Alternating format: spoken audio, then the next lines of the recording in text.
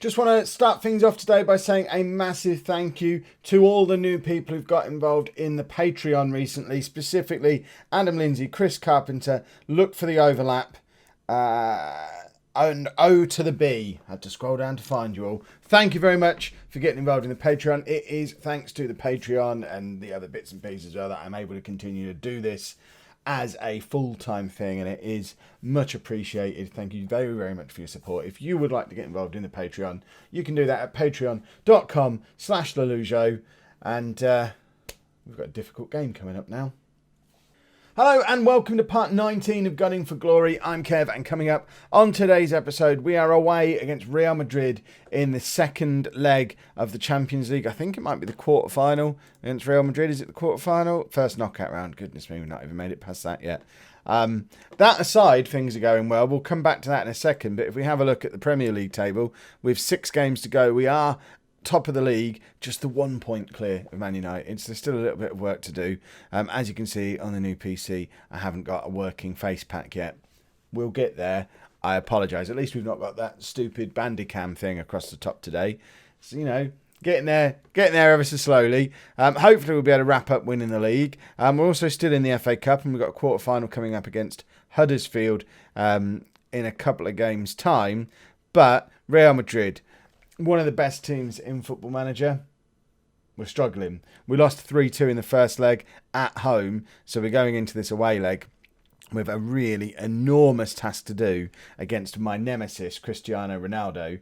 And when I was sat playing the first leg, I thought this might actually be the first time I've come up against him with him as a player rather than a manager. So we've got a big task ahead of us, and this is the team that we're going to put out there to take on that big task. We do have some injury issues. Ter Stegen is injured and is going to be out for another week or so with a hernia. Xhaka's injured, but we don't worry about that. Gabriel Barbosa is having a whale of a time out on loan at Porto. 7 goals in 7 appearances. I think he might be coming back for the start of next season to try and inject a little bit of goal-scoring goodness into our team. But these are the 11 men going out there to face Real Madrid. We've got Ospina in goal, a back four of Bellerin, Tar, Koscielny and Kolasinac. One day I'll just say his name right. Diawara and Sanchez are our midfield, with Welbeck, Ozil and Lamar in behind Iheanacho. As it stands right now, Mesut Ozil still our top scorer. He's decided he no longer wants to leave to join Barcelona, so he's taken himself off the transfer list. But the moment he did that, a whole load of other clubs now want him again. He's big in demand. I am actively looking to sell him in the summer. I'd love to get 60 or 70 million pounds from him in the summer, the way we did for Alexis Sanchez last summer. And that's then a way to allow the likes of Gabriel Barbosa to come into the club. Both him and Kluivert are sat there waiting for an opportunity, as is Reece Nelson. If we can move Ozil on, we can move Lamar into the middle and have Lamar and Asensio competing for that central attacking midfielder spot, and add Kluivert and Barbosa as options on the wing to complement Welbeck. How many times do I say his name wrong? And Iwobi, who are out there on the wings for us at the moment, as well as Theo Walcott, obviously, who's probably going to be moving on in the summer as well. And I think we've just been knocked out of the Champions League. We now need to score 3 goals without reply in the remaining 80 minutes of this game. Ozil was in and forces the save out of the Madrid keeper. Frustratingly, in the first leg, although we lost 3-2, we had 3 clear-cut chances and they didn't have one. They were just so clinical. And as soon as you get into a wide position and put it in for Benzema, he tears us apart. Bale and Ronaldo wide, untouchable, and our midfield just can't compete. We are completely outclassed by Real Madrid, despite creating some good chances in the home leg. At least looking at this, though, we're not even getting possession in this away leg. But Welbeck, he's in behind, finds Iheanacho, and we have a goal. It's still really unlikely to happen, but for as long as we're scoring goals almost at a pace with Real Madrid, we're still in with a chance. If we can grab another one before half-time, then it starts to become interesting. Not if they score, though. That Ronaldo hits the crossbar. He's not actually scored in the tie yet, so I imagine the way the universe works, I've smack-talked Ronaldo so much over the course of FM17 that he is destined to knock us out of the Champions League. We'll get we'll score another couple of goals. We'll start to believe. We'll start to hope, and then it'll be a Ronaldo 85th minute winner or something disgusting like that. Right, Sanchez to Diawara, and it just stops. I thought that was going to be us building something from the kickoff because it seemed to go on a little bit longer than a normal kickoff highlight. Apparently not. Ozil, Renato Sanchez, neither of them playing particularly well today. We've got Asensio sat there on the bench, looking at both of them, thinking, well, I want to get on against Real Madrid, my former club. I want to go and show them they were wrong to sell me. Rocking back and forward like I am. Come on then, Asensio, when you come. You can come on for Ozil. And we're also going to bring on Aaron Ramsey for Renato Sanchez. I mean, that's a real difference maker of a substitution there. We'll make Diawara the box-to-box midfielder.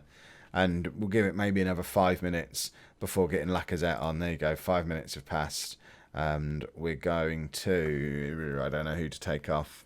I'm tempted to take off Diawara and drop Asensio back into the midfield. But then he's less likely to grab the goal that I'm hoping he's going to grab. So I think what we'll actually do is take off Lamar and put Lacazette out wide on the right. So we've got all three of our strikers on the pitch now.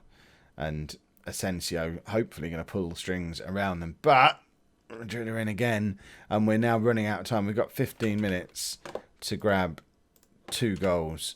We're going to go to attack him. And I don't know, should we just go to a 4-3-3? But that drops Asensio back again.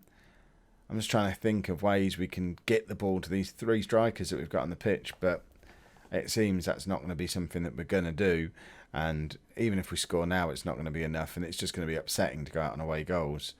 And it's not even going to come to that. We're just going to get knocked out by a better team. To be fair, we're less than 2 years into this mission at Arsenal. We were supposed to win the Champions League after 4 or 5 seasons. So it's fine to get knocked out at this point now, especially if we can now go on and win the Premier League. In order to do that, we need to go and beat Southampton now and stay in the title hunt.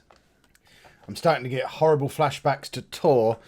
We have no fit goalkeepers. Ospina's now injured as well. Can't even remember what was wrong with him. What's wrong with him? Strained neck. But he has to sit on the bench because we have no one else, which means a still injured Ter Stegen, who has a hernia, is going to have to play with a hernia. He is returning to full training in 3 days. So, I don't know. I guess we might just have to swap them over at half-time. Neither of them are fit. We don't really have anybody else. I don't know who we've got down in there. I mean, we've got all these kids. Emilio Martinez. I mean, he's 25. He's not even a kid. He's just not going to ever be good enough. We'll just play an injured Ter Stegen and he can like it. A couple of other changes. Christensen comes back in for Koscielny at the back, and then Iwobi comes in for Welbeck in the midfield. Yes, I know Ter Stegen's not fit. We just need to make sure that we win the match. That's the important thing. Winning today does confirm our Champions League spot for next year, but looking at that league table, we're not at all interested in a Champions League spot for next year. We're already pretty much there. Us and Man United are so far ahead of that chasing pack of Liverpool, Chelsea, Tottenham, Southampton, Man City. Pep Guardiola has been sacked by Man City, by the way. That's both Chelsea and Man City who sacked their managers this year. Presumably because we're doing so well.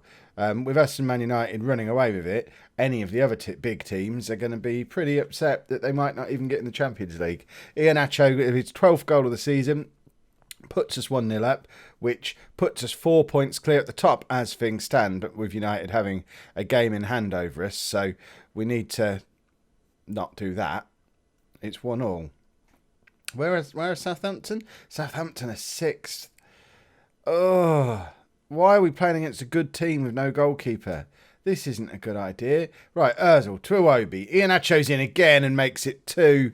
That's a lovely finish from Iheanacho, and he as the season goes on, he is starting to show glimpses of the reason we spent all that money on him. He scored a lot of goals for Leicester last year, which is why we brought him in. He's still very young. I think he is going to be a very prolific goal scorer for us, possibly even as soon as next season, because he's starting to bang the goals in now. And Lamar makes it 3-1. And we do need to keep a little eye on that goal difference, because with things being so tight at the top between us and United, they're 5 goals ahead of us on goal difference because of our leaky defence. I dare say we've scored more goals than they have. In fact, that's something we can check, I think. We've scored more goals than them. We've scored 6 more goals than they have. But we concede a lot of goals, don't know if you've noticed. So we need to sort out that goal difference. with some big wins. There you go, let's put that back on so we can see goal difference. So another couple of goals here against Southampton would do us the world of good. I want to see goal difference on there. There we go. Magic. I'm now thinking in terms of Iheanacho and Ter Stegen coming off. Doesn't need to play on with a gashed head. And Ter Stegen doesn't need to play on with a hernia. So there you go. They both got 70 minutes. And now we bring on an injured goalkeeper for our injured goalkeeper, because needs must. Hopefully we've not caused too much long-term damage to Ter Stegen with giving him that 70 minutes. And hopefully Ospina isn't so injured with his bad neck that he comes on and lets in 2 goals now and costs us the title, just because I'm trying to save the other keeper, who is probably going to be fine. You can keep goal with a hernia. All you have to do is wave your arms about and stop the ball going past you. It's not hard. Right. Let's make another substitution as well. We're going to bring on Asensio, because we're trying to give him as much game time as possible, because there's a very good chance he's going to be the man in that attacking midfield slot next year, unless, of course, that man is the man who gets his second goal of the game. Thomas Lemar, second of the game, 8th of the season. He's not quite been the destroyer of teams that he was in his first season with us, but then remember, he is still playing out of position on that right wing. He's had 2 years playing out of position now. When he does get the opportunity to play in the central position a little bit more often, I'm expecting wonderful things from him. And there you go, we do get the result. We beat Southampton 4-1, and we end the episode 4 points clear at the top of the league with 5 games to go.